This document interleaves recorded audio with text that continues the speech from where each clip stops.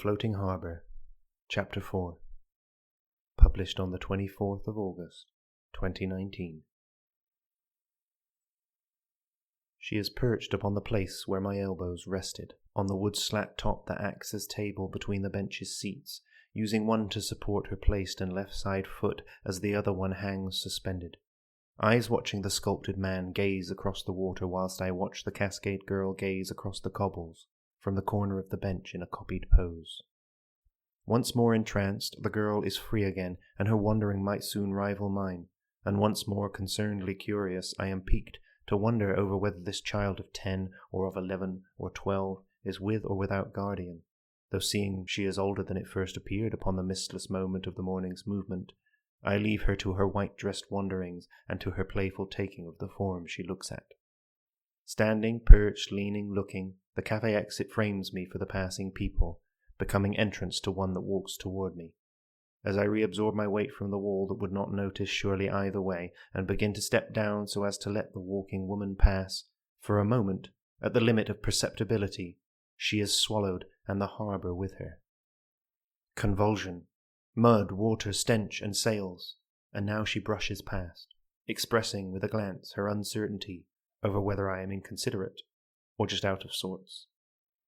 As she disappears into the Arnolfini, the foot of mine that had escaped the doorway for the harbour floor is back with me, and my weight panics sideways until the black of my jacket sleeve is recontacted with the wall.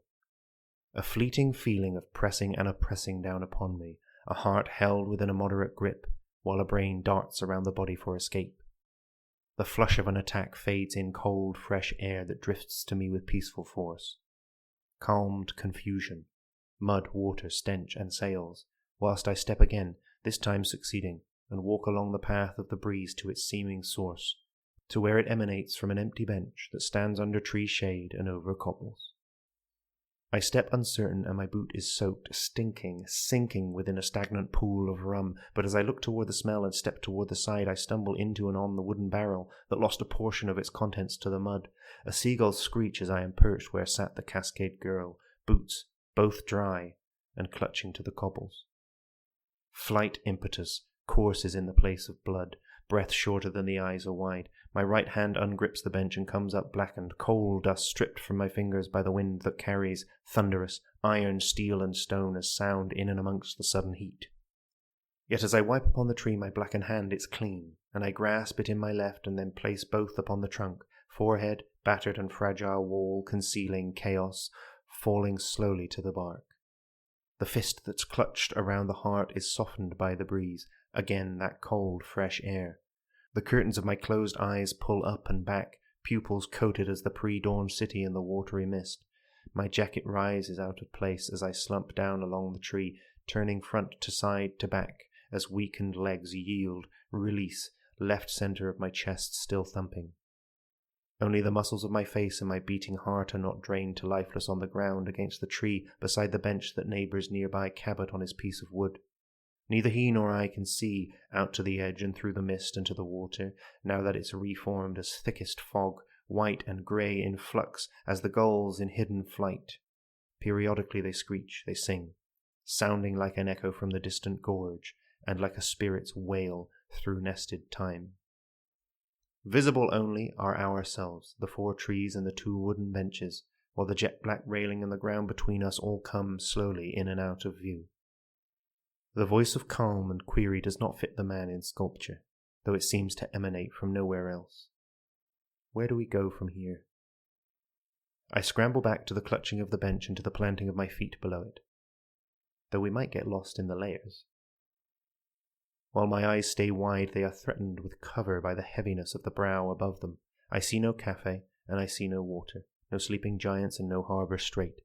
Yet I see the dress that's white, and it suggests of blue, upon the girl who sits, her back against the unmoving leg of the man I sat beside. Still, we can't stay here. Each of her words are spoken out as she gazes at the fog. She speaks more and moves, but in amorphous sound and through half-seen motion, staring as I am into the ground, feeling strongly that the mist is concrete. My jaw sits heavy with the clamping tension at either side, whilst I hear more words as if a foreign language. Eyes shut, words echo, I open and she stands before me. Fuck God. Fuck God. No, you shouldn't say. As I begin to treat her like a normal child, my rushing heart reminds, and my temples fall against my middle fingers. Joined promptly by the rest, my fingers fall all down along my face, matched in lack of speed by my exhalation. Her eyes dart up, and they pull her head, and both slowly sink back down. The mist, the fog, it feels like air again. Her hands are on her hips. Managing now to speak without ellipses. Why are you following me? I say. In rebuke as she turns and moves. I'm not following you. I'm already here. My what is amphibious, alive between thought and speech.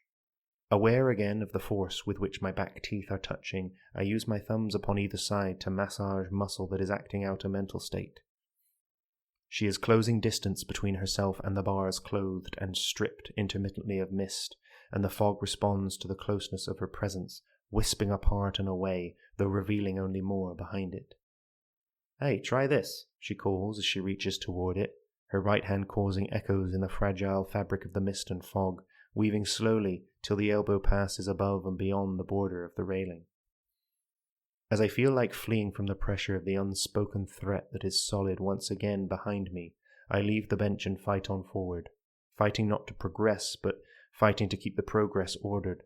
I pass through what should be Cabot's view of his wooden ship, and perhaps he does see through the cloud as freely as his gaze cuts through the layered walls of time.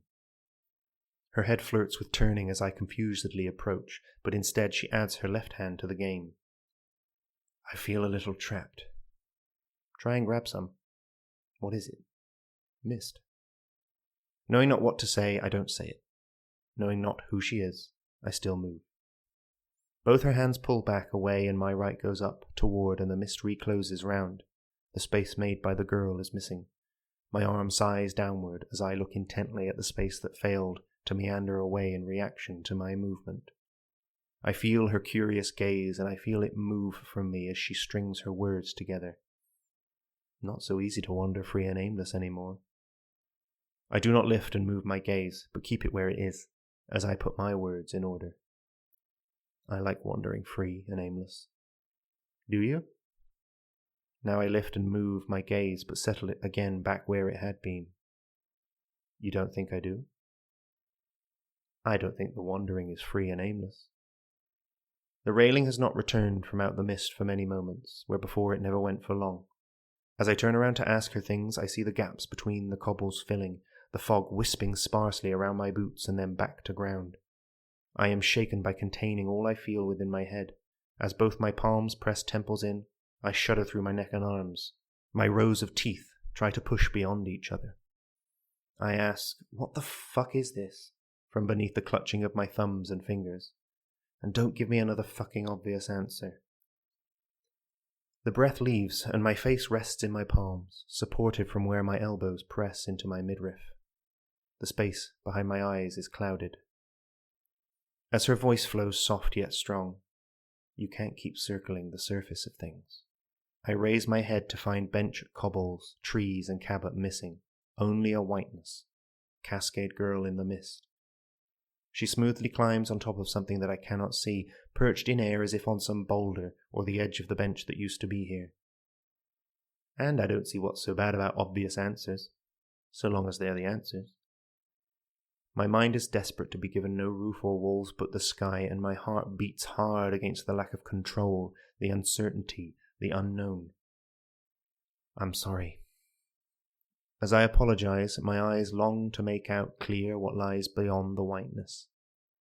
On her unseen perch, she has her legs crossed, each elbow upon each knee, and each fist meets her at her jawline, her hair looking like the light I'm missing. Her eyes are deep blue one moment, yet a blue so light at others, but now they are settled stable, at some point softly in between. What are you? And you can be obvious if you want. Her eyes do all the smiling, betraying clear and unmoved face. You're a spirit, or a stroke, or a girl, or a Cheshire cat. The left half of her mouth lifts, smiling broadly. The right reaches out, but subtle. I close my eyes with my inhalation, and let it all seep back out, but the space between them receives my focus. Within it, I hope to find not even me. I find her voice. There are layers to it. I return as it's time to inhale again, seeing her now standing atop her unseen perch and facing sideways. Layers, I repeat. To what? You mean to the wandering around? You said it wasn't free and aimless, and that circling the surface was no good. She looks at me funny. I mean to this mist. It does not move for her quite as before. She disappears halfway into it and calls. Or maybe it's just coming apart. As a musical round, phrases following offset, the shrieking song fades in intensely while the mist begins to fall apart. Chunks of fog are lifted by a piercing breeze, and as a gull swoops through at my shoulder height behind me, what remains is shredded, torn, and cast away, wisping off in the wake of its wing beats. A marsh across the water sings out green amongst the mud. Ships of commerce catch the breeze to forge momentum.